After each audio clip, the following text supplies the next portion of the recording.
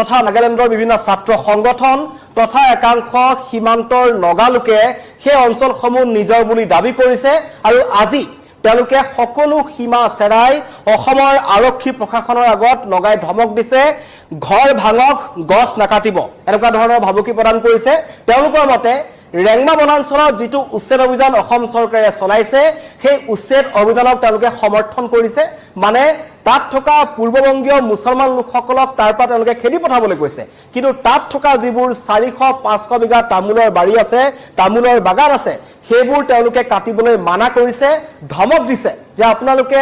বেদখলকাৰী ঘৰ ভাঙক কিন্তু বেদখলকাৰীয়ে যিবোৰ তামোলৰ গছ ৰুইছিল বা অন্য যিবোৰ নাৰিকলৰ পুলি আছিল সেইবোৰ নাকাটিব অন্যথা কথা বেয়া হ'ব এনেকুৱা ধৰণৰ মন্তব্য নাগালেণ্ডৰ ফালৰ পৰা আহিছে আৰু তেওঁলোকে এই ভাবুকি মুকলিমূৰীয়াকৈ অসমৰ আৰক্ষী অসমৰ প্ৰশাসন উৰিয়ামঘাটৰ জিলা প্ৰশাসন সৰুপথাৰ জিলা প্ৰশাসনৰ সন্মুখত তেওঁলোকে এইবোৰ ভাবুকি প্ৰদান কৰিছে আৰু এই কথা নতুন নহয় কাৰণ আজি উৰিয়ামঘাটৰ ৰেংমা বনাঞ্চলত দ্বিতীয় পৰ্যায়ৰ উচ্ছেদ অভিযান চলি আছে আৰু উচ্ছেদ চলিছে 1 নং মধুপুৰ হাতীডুবি ৰাণানগৰ আদি অঞ্চলসমূহত আৰু তাত অসম আৰক্ষী আছে কিন্তু অসম আৰক্ষীৰ লগে লগে একাংশ নগা দুৰ্বৃত্ত বুলি ক'ব লাগিব যিবোৰ দখল কৰিবলৈ আহিছে তেওঁলোকে মন গলে কেতিয়াবা অসমৰ সীমান্তত আহি অসমৰ লোকৰ ঘৰত তেওঁলোকে অগ্নি সংযোগ কৰে কেতিয়াবা তেওঁলোকে শূন্যলৈ গুলি চালনা কৰে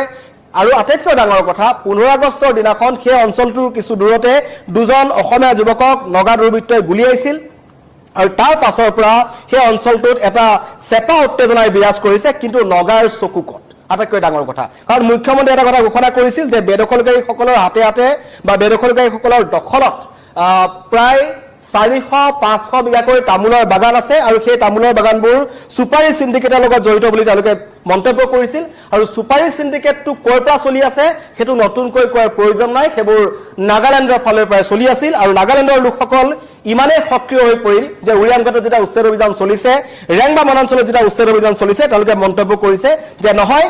এতিয়া আমি ঘৰ ভাঙক অসম চৰকাৰে কিন্তু ইয়াত গছ পুলি ৰুব নোৱাৰিব গছ পুলি কাটিব নোৱাৰিব আৰু এটো কথা নতুনকৈ কোৱা কথা নহয় কাৰণ অসম চৰকাৰে বাৰম্বাৰ কৈ আছিল মুখ্যমন্ত্ৰীয়ে কৈছিল যে আমি থকালৈকে বা মই থকালৈকে অসমৰ সীমান্তৰ ৰাইজে চিন্তা কৰিব দৰকাৰ নাই কাৰণ নগাৰ লগত মই কথা পাতিম কিন্তু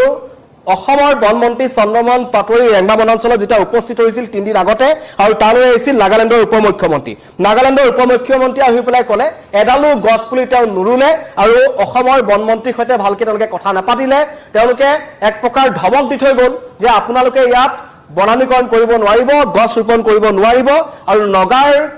ভাবুকি হোৱাৰ পাছতেই অসমৰ বন বিভাগে তাৰ পৰা ফেন্সিং আঁতৰাবলৈ বাধ্য হ'ল মুখ্যমন্ত্ৰী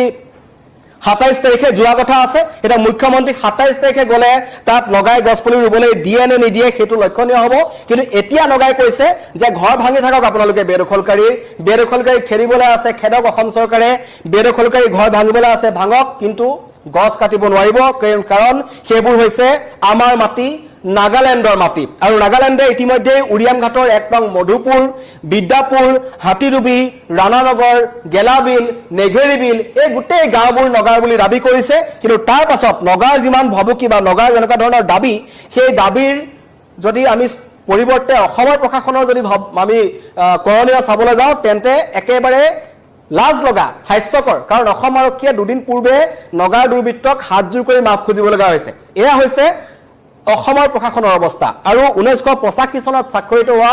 ডিমাপুৰ চুক্তি উলংঘা কৰি নগাই কিন্তু নেঘেৰিবিলত আহি পেলাই অস্থায়ী শিবিৰ নিৰ্মাণ কৰি আছে অসমৰ প্ৰশাসন মৌন CRPF মৌন আৰু এই CRPFক এটা যেটা নগাই ধমক দিয়ে CRPFে নগাৰ কাৰণে মাত মাতিবলৈ তেওঁলোক বাধ্য কাৰণ নগাক CRPFে ভয় কৰে এয়া অপ্ৰিয় সত্য কথা উৰিয়ামঘাটৰ প্ৰত্যেকজন মানুহে ক'ব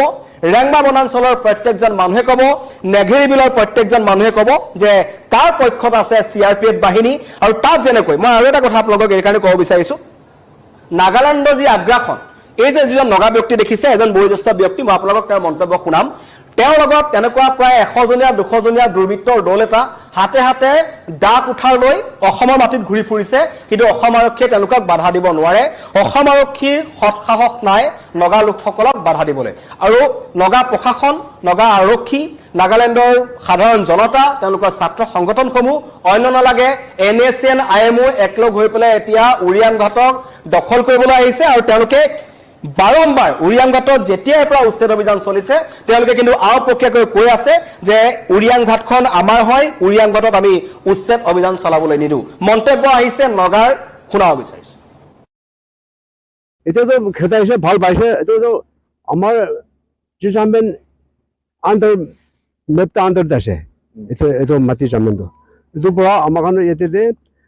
প্লান্টেজ বি নহ'ব, কাঠ চাচ বি নাকাটিব, সৰু বেছি হৈছে নাৰাখিব। ইয়াত আপোনালোকে এতিয়া ধৰক গছ কাটিবলৈ নিদিব নেকি? নিদিব, তামোল চামোল বি কাটিব দিব। এইটো আমাৰ মাটি, আমাৰ জামিন আছিল, আমাৰ পশ্চিমৰ জামিন আছিল। এই পৰা এতিয়া কামৰা মাতো বি আছে জামিনতে, তাই ভালকে জানে। এইটোৰ পৰা আমি এইটোতো কালি পৰশু হ'লেবি, এতিয়া হ'লেবি, কালি পৰশু আকৌ হ'লেবি, এইটোতো আমাৰ জামিন বস্তি এৰিয়া জামিন মাটি আছে, এইটো কাঠ বি লগাব নিদিব, কাঠ চাচ বি কাটিব নিদিব। আমি এইটো ইমানে আৰু ঘৰ চবোৰ ভাঙিব দিব। আৰু ঘৰ চৰটো চব ভাঙিব দিবি। এইটো মিয়া আদিবাসী ঘৰখনটো এক লাভে নাৰাখিব, চব ভাঙিবি।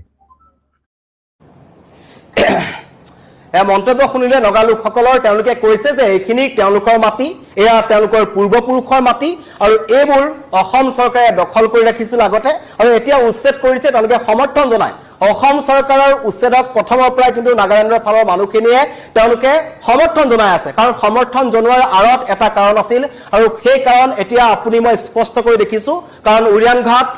এই 2 নং মধুপুৰ, 1 নং মধুপুৰ, হাতীডুবি, ৰাণানগৰ, গেলাবিল, নেঘেৰি বিল, এই অঞ্চলসমূহ নাগালেণ্ডক লাগে, নাগাই দখল কৰিব। যদি দখল নকৰে, যদি তেওঁলোকক দখল কৰিবলৈ দিয়া নহয়, তেন্তে নগাই উৎপাত কৰিব। সেয়া স্পষ্ট হৈছে। কিন্তু নাগালেণ্ডৰ যি স্পষ্ট কথা, তাৰ পৰিৱৰ্তে অসম চৰকাৰৰ ফালৰ পৰা কিন্তু এতিয়ালৈকে তেনেকুৱা ধৰণৰ কোনো ধৰণৰ আমি ক্ষিপ্ৰগতিত অসম চৰকাৰৰ ফালৰ পৰা কোনো ধৰণৰ বস্তু আমি দেখা নাই। কাৰণ বনমন্ত্ৰী চন্দ্ৰমোহন পাটোৱাৰী যেতিয়া গ'ল, যি ধৰণে তেওঁ গৈছিলে, তেওঁলোকৰ যিটো যেনেকুৱা ধৰণৰ এটা মটিভ আছিলে যে আমি যাম, নাগালেণ্ডৰ প্ৰশাসনৰ লগত আমি কথা পাতিম, কিন্তু নাগালেণ্ডৰ উপ মুখ্যমন্ত্ৰীয়ে আমাৰ বনমন্ত্ৰীক কোনো ধৰণৰ পাত্তাই নিদিলে। তাত তেওঁলোকে এটা কথা ক'লে যে এতিয়া আমি এইবোৰ কৰিবলৈ নিদিওঁ, ইয়াত গছপুলি ৰুবলৈ দিয়া নহ'ব, অসম চৰকাৰে অকলে ইয়াত গছপুলি ৰুব নোৱাৰে। খুদ অসমৰ বনমন্ত্ৰী চন্দ্ৰমোহন পাটোৱাৰীৰ সন্মুখত এই কথা কৈ থৈ গৈছে। এনেকুৱা নহয় যে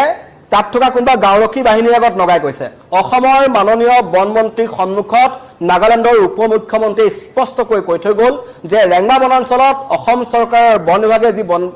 গছপুলি ৰোপণ কাৰ্যসূচী কৰিছে, সেইটো নাগালেণ্ডৰ ফালৰ পৰা সমৰ্থন নকৰে আৰু তেওঁলোকে ৰুবলৈ নিদিয়ে। আৰু সঁচাকৈ তেওঁলোকে ৰুবলৈ নিদিলে আৰু অসমৰ বনমন্ত্ৰী চন্দ্ৰমোহন পাটোৱাৰী ৰৈ থকা অৱস্থাতেই অসহায় বন বিভাগে তাৰ পৰা ফেন্সিং উঘালিবলৈ বাধ্য হ'ল আৰু এতিয়া গছপুলি ৰোপণ কাৰ্যসূচী সম্পূৰ্ণৰূপে বন্ধ হৈ আছে। এতিয়া কাইলৈ দিনটোলৈ আমি ৰ'ব লাগিব, কাৰণ কাইলৈ তালৈ যাব মুখ্যমন্ত্ৰী ডক্টৰ হিমন্ত বিশ্ব শৰ্মা। হিমন্ত বিশ্ব শৰ্মাই এতিয়া নাগালেণ্ডৰ লোকসকলক কি কয় সেয়া লক্ষণীয় হ'ব, কাৰণ মুখ্যমন্ত্ৰীয়ে কৈছিল যে আমি বন্ধুত্বৰ হাত আগবঢ়াইছো, কিন্তু নগাই অসমৰ বন্ধুত্বৰ হাতখন যি আগবঢ়াইছে, তেওঁলোকে হাতখন আগবঢ়াই দিবনে নিদিয়ে সেয়া স্পষ্ট হৈছে। কাৰণ ইতিমধ্যে 10-15টা অঞ্চল, যিকেইটা অঞ্চলত ইতিমধ্যে নগাই নিজৰ খোপনি পুতিছে, নগা আৰক্ষী আহিছে, নগা আৰক্ষীৰ পোছাকত তেওঁলোকে হাতত অস্ত্ৰ লৈ আহিছে আৰু সেয়া নাগালেণ্ডৰ প্ৰশাসনে নিদিয়াকৈ নাগালেণ্ড আৰক্ষীয়ে কেতিয়াও কৰিব নোৱাৰে। সেই কথা স্পষ্ট হৈছে যে নগা একগোট, আমি যেনেকৈ ভাগ হৈ আছো, নগা কিন্তু একগোট। কাৰণ মাটি দখলৰ ক্ষেত্ৰত নগা প্ৰশাসন, NSNIM, বিভিন্ন ধৰণৰ ছাত্ৰ সংগঠন, নাগালেণ্ডৰ সাধাৰণ নাগৰিক সকলো একগোট হৈছে আৰু একেলগে মিলি গোটেই উৰিয়াংঘাটখন তেওঁলোকে ল'বলৈ আহিছে। আৰু তাৰ বিপৰীতে আমাৰ গোটেই প্ৰশাসনৰ মাজত খোৱা কামোৰা লাগি আছে। অন্য নালাগে,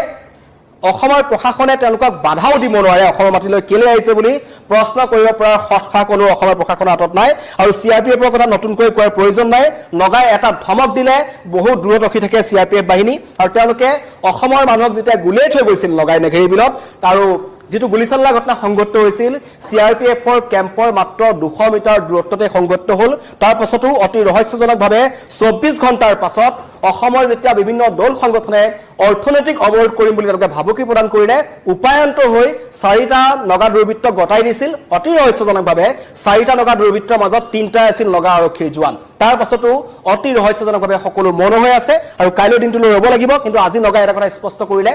বেদখলকাৰী ঘৰ ভাঙক, গছ নাকাটিব। মানে তামোলৰ বাগানখিনি নগাই ল'ব, যিদৰে আগৰ পৰা তেওঁলোকে মিয়া লোকসকলক বা বেদখলকাৰীসকলক লৈ